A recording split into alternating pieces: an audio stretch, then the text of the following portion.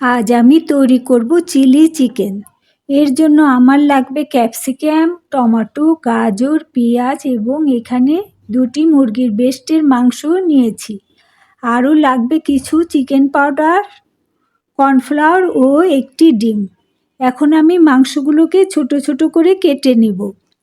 সবজিগুলোকেও খণ্ড খণ্ড করে নিব।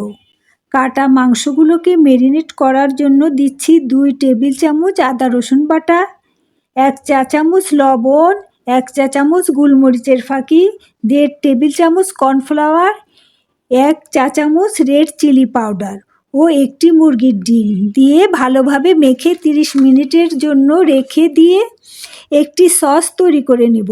এর জন্য লাগবে আমার টমেটো কেচাপ 2 টেবিল চামচ বা তারও বেশি প্রয়োজন অনুসারে, গ্রিন চিলি সস 1 টেবিল চামচ ও ডার্ক সয়া সস 1 চা চামচ। সামান্য কিছু পানি দিয়ে গুলিয়ে নিয়ে এক সাইডে রেখে দিব। এখন তৈরি করব কর্নফ্লাওয়ারের পেস্ট। এর জন্য লাগবে 1 টেবিল চামচ চিকেন পাউডার ও 1 টেবিল চামচ কর্নফ্লাওয়ার। বাইন্ডিংটা সুন্দর করার জন্য এগুলোকে পরিমাণ মতো পানি দিয়ে ভালো করে গুলিয়ে নেব। এখন আমি একটি স্পাইসি মশলা তৈরি করে নেব। এর জন্য লাগবে 1 খণ্ড দারচিনি, একটি স্টার, কিছু এলাচ, মৌরি ও লবঙ্গ। এগুলোকে হালকাভাবে ভেজে গুঁড়ো করে নেব। ম্যারিনেট করা মাংসগুলোকে ভেজে নেওয়ার জন্য প্যানে দিচ্ছি পরিমাণ মতো সয়াবিন তেল। তেল গরম হয়ে আসলে ম্যারিনেট করা মাংসগুলোকে ভালোভাবে ভেজে নিয়ে এই তেলের মধ্যে দিয়ে দেব আস্ত কিছু শুকনো মরিচ, কিছু রসুন কুচি ও কিছু আদা কুচি। কিছুটা ভেজে নিয়ে দিচ্ছি অরিগ্যানো, এটা একেবারেই অপশনাল। এখন 1 কাপ পেঁয়াজ কিউব দিয়ে ভালো করে ভেজে নিয়ে দিচ্ছি কিছু সবজি। এখানে আছে ক্যাপসিকাম ও কিছু টুকরো করা গাজর।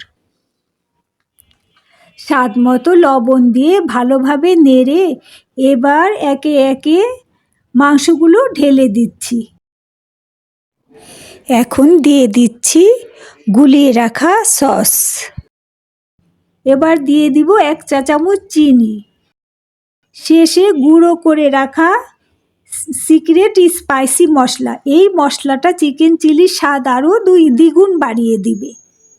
এখন দিচ্ছি কিছু আস্ত কাঁচামরিচ দিয়ে নেড়ে দিয়ে দিচ্ছি বাইন্ডিংটা সুন্দর করার জন্য চিকেন পাউডার ও কর্নফ্লাওয়ারের মিশ্রণ।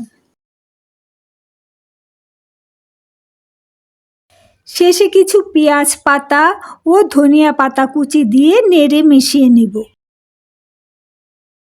ব্যাস, আমার চিলি চিকেন সম্পূর্ণ রেডি। এবার সার্ভ করে দেখাচ্ছি। সার্ভ করে নিলাম দারুণ স্বাদের চিলি চিকেন।